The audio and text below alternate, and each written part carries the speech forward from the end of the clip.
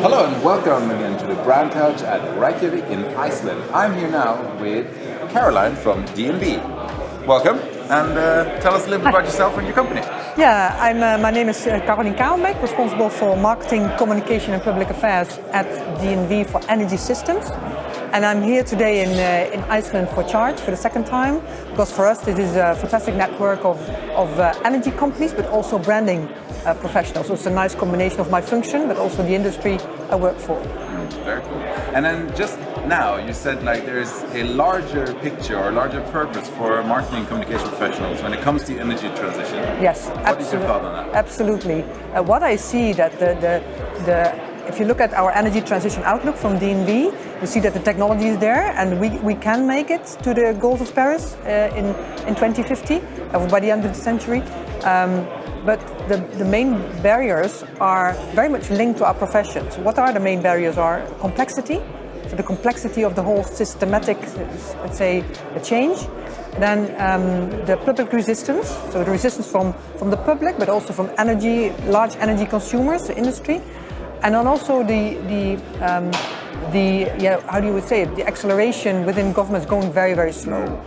So governments, they know what to do, but they don't take the steps very fast. And those are all areas, those three areas, where we as marketing and communication professionals can make a huge change. So it would be good to look at together what can we do better, can we share best practices, can we start an initiative, can we do a global campaign, whatever, to speed up the whole process. Very interesting. So with your role in D&B and then that sort of large corporate player behind you, do you feel it's easier to reach that goal, or does it align with the company goals of communication? Yeah, that's a very good question, because I am a bit, of course, I'm working in the energy industry, and I am a communication professional, a broad communication professional, and looking at D&B, D&B is an independent energy expert, assurance provider. And we also work for the maritime industry, but in this case it's about energy. So we have an independent and expert position. So we are very much well placed to play a role in this and maybe bring parties together. Because if you are in one silo, you're only a utility, or you are in wind or in solar or in grids, they all work in their own silo. And we could maybe bring parties together because we are in all those areas active. Do you have any idea? This is a very difficult question, but do you have any idea how? Because I always feel like there's so much desire to change, right? Yes. Specifically in our profession. Yes. Yeah. But how can we sort of really make it happen? Because one thing is that we are in events, which you can hear, right? Yeah. A large event now, but like, what can we actually do that makes these things worthwhile and get more people involved? Well, I've thought about the same when I was flying to Iceland, because I don't want to say, guys, we have to accelerate, because everybody knows that by now. So we see the need for speed. What we could do, maybe from a communication perspective, then we maybe jump very quickly into tactics in a way.